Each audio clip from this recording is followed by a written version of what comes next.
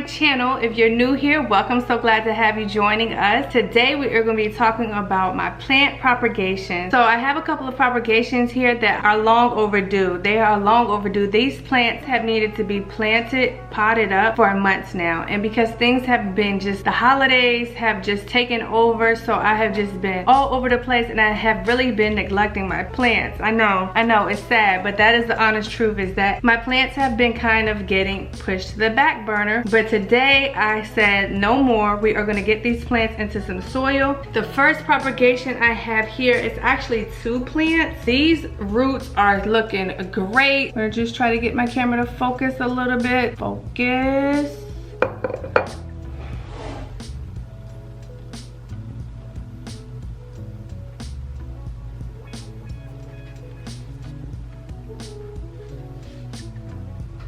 So I have 2 of these. They both have really good root systems. These are all water propagations. I haven't dipped them in any rooting hormone. I haven't done anything special to them. I took a clean cutting, put them in water, put it in a sunny location, and that is all I have done. It's been a few months now. It's been 4 or 5 months. These have been sitting in water. These 2 are looking good. I've changed the water out every couple of days. I'll put them in the shower and just spray them off just to make sure that they're not dusty or anything. And then I put them back in their water, put them back in the sun location. That is the most that I have done. These are looking great. So I have 2 snake plants. Then I have a cutting from my Monstera. They're showing deficiency signs. They need more nutrients. The water is just not cutting it anymore. I'm sorry babies, because these really are like my babies. Look at the roots on this one. The roots are massive on this one. Crazy. I'm not even gonna take it all the way out because I probably won't be able to get it back in. This Monstera is ready. Definitely needs to be potted up. Then I also have a cutting from my Fiddle Leaf Fig. I took this cutting from Fiona, which is one of my Fiddle Leaf Figs. Yes, I name my plants. But I took this cutting from Fiona. This cutting also has tons of roots as well. Hoping that my camera will pick that up for you guys. Also starting to see some yellowing in the leaves and starting to show signs of deficiency. So that is a clear indication that the water is just not cutting it anymore. And if I don't get these plants into some soil soon, I may potentially lose them. I don't want to lose them. So today I'm going to get them in some pots. Just ordering some white plastic pots off of Amazon. They came 15 in a pack. They're all white. I like to keep it more modern. I did get plastic because I may gift these to family or friends or somebody, so I don't really want to spend a whole lot on pots. And also I like to keep the pot kind of light because I move these plants a lot when I'm taking them in and out of the shower to rinse their leaves or to water them or whatever the case may be. I don't want to be hauling something around ceramic that's going to be too heavy for me. Can you see my babies? So with all that being said, we're going to just go ahead and jump into this video. I'm just going to bring you guys along. It's not really a whole lot to it. I'm just going to be getting the pots filled with soil. I'm going to show you how I do that. Get them watered in and then get them back in their spot. And that's the thing with propagations, okay? The easy part is done. Take a cutting, you put it in some water, and I have had so much success with this, and it's fairly easy to do. Take your cutting, put it in water, put it in a bright location, and that's it for a while. Now the hard part is coming, okay? This is the challenging part. Not really the challenging part, but just the part that's gonna be, you gotta find the sweet spot, okay? So once I get these into the soil, over the next week or so, you have to really monitor the soil and make sure that it doesn't dry out too much. So you don't wanna oversaturate it and you don't want it to dry out, because these roots, they've been here for months now. They've been in this water for months now. They've already got acclimated to moisture, to water all the time. If we put it in soil and allow it to dry out, then they could potentially die. You have to find that sweet spot, okay? Not too much water and not too little water,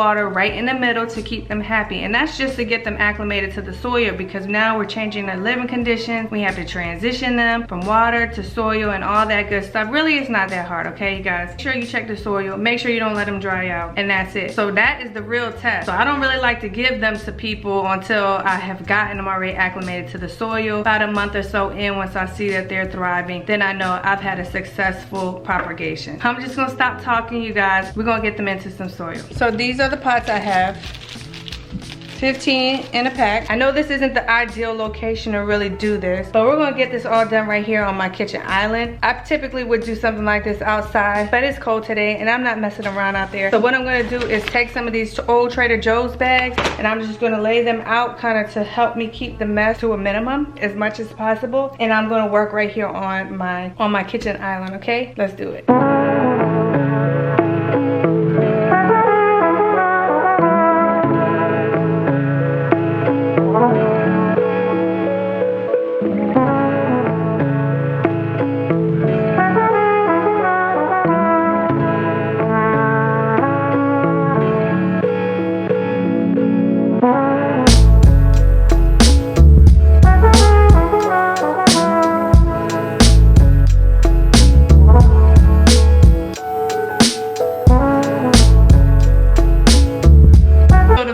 I always do when I am going to be potting up a new plant, always put a piece of screen in just to block the drainage holes. I find that helps with the watering. It doesn't have as much soil leakage, so I like to do that. These were cool. I didn't even know that these came with little saucers. So they do have the pre-drill holes and then they have a little saucer that goes with it. I didn't even know that they came with these, but that's pretty cool. So I'm gonna go ahead and cut a piece of screen that can fit in all of these. So I need 4. So I'm gonna be cutting that, and then I'm going to be adding my soil. I keep my soil in a big storage bin outside, so I'm going to be going out there in a minute. I'm not going to bring that in here, so I'm just going to take these outside and fill them up with soil out there. And I'm going to try to cut this to make it a little bit more rounded so it can fit perfect in there. Okay, so I'm just going to use this saucer to kind of guide me on how much I need to cut.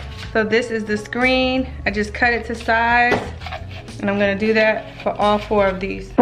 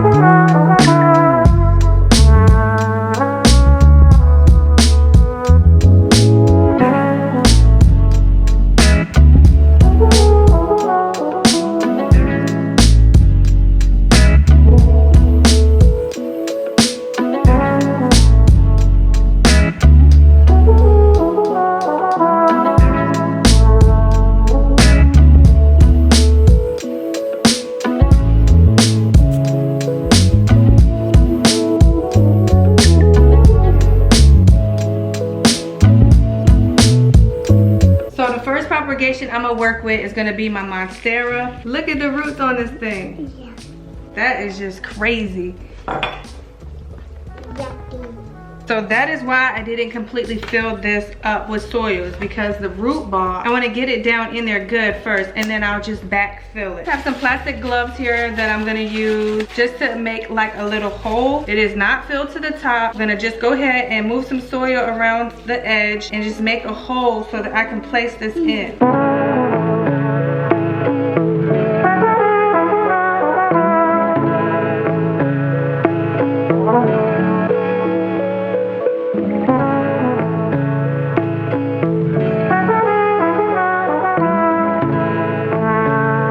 This aerial root out and be gentle as I can with the root. I'm going to try to get it into the center as much as possible.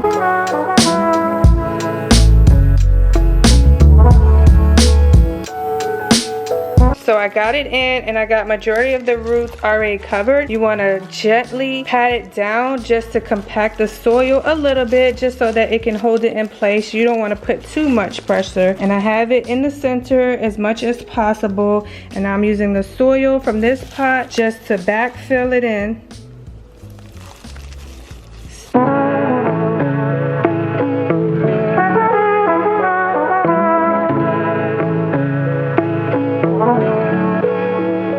So this is what plant number 1 is looking like. I will get it watered in just a minute when I get the rest of them potted up, and I'll get the pot cleaned off, just tidy it up a little bit, rinse off some of this dirt, give her leaves a little rinse, and she'll be good to go. I did fill it up almost to the top, leaving about an inch. Don't fill it all the way to the top. Some of this soil is going to settle once I water it in again, but you don't want to have it too much soil where it's going to be spilling over when you water. Next, we're going to be moving on to getting the snake plant potted up. And I'm just going to repeat the same thing that I did for the first one. So I'm going to make my indentation. I'm going to move the soil to the sides as much as possible, making a hole in the middle.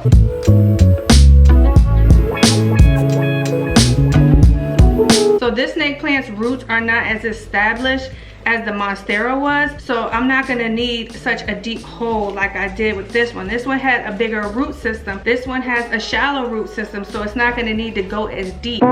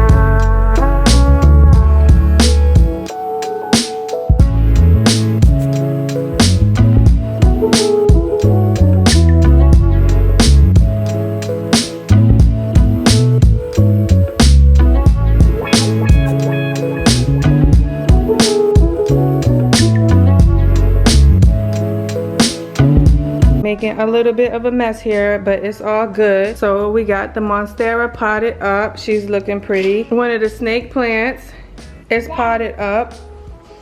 And now I'm about to do the next snake plant. This is the root system on this one, kind of shallow again, so I don't have to go so deep. And I'm just gonna continue to repeat the steps that I did for number 1 and number 2. I'm gonna dig a hole. This one, the soil can be up a little bit higher because the roots are kind of shallow. And I'm gonna try to do it as gentle as possible.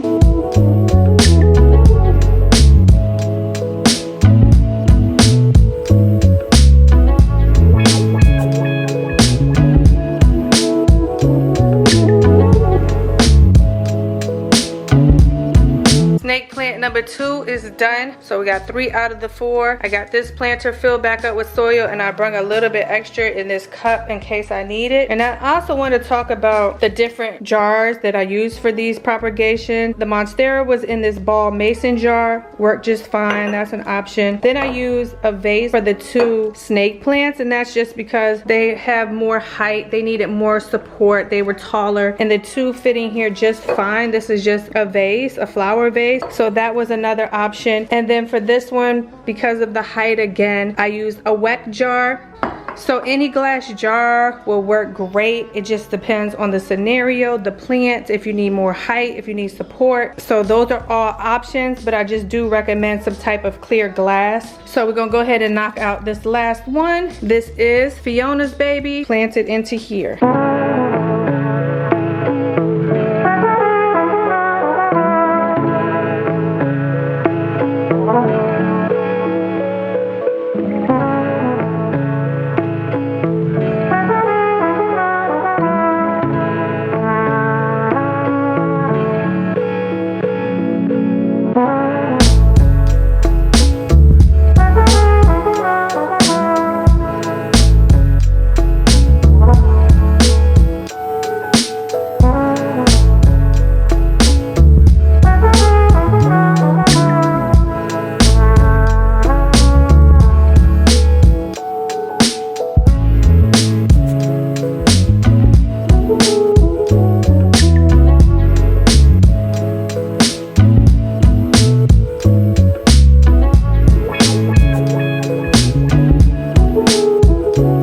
this is how all 4 of the propagations are looking in their new home. So I'm gonna go ahead and get this mess cleaned up, get it watered in. And one thing I wanted to point out, this fig cutting isn't necessarily growing straight up. It's kind of starting to curve and go more left. You may need a stake, and that's fine. You would easily just get one of those stakes and just tie it up to help train it to grow the correct way. But let me go ahead and get things cleaned up, and I'll show you what they're looking like when they are all cleaned up.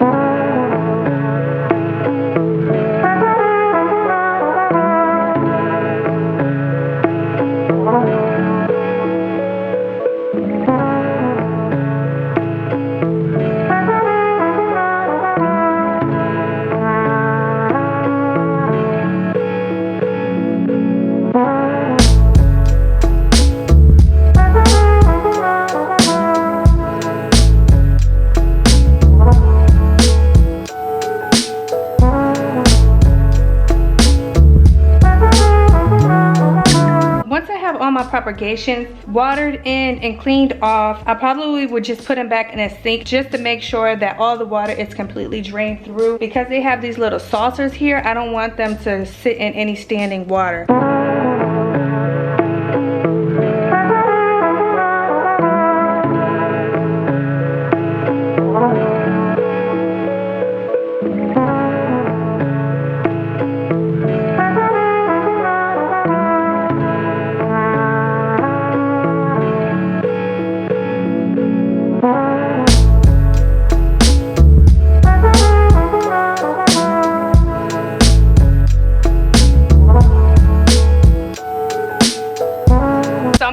Wrap this video up here, guys. Thanks for hanging out with me today and potting up my propagations. Hopefully this motivated you if you were like me and you have some propagations sitting around that you are long overdue, or maybe you're new and you never propagated something before and this just gave you the encouragement that you can do it. It's not really that difficult. It's all about learning. It's really easy to do, but this is going to be the real test now. Moving it from water to soil is the real test. In a couple of weeks I will know if I've been successful or not, because it's all about getting that water in the sweet spot, not overwatering it, not underwatering, just right. But it's really not that hard. It's too easy. Let me know down in the comment section below if you need to get some propagations done, or if you're new and this helped. It really helps if you give this video a big thumbs up. Meet me down in the comment section below, subscribe, and I'll see you in the next video.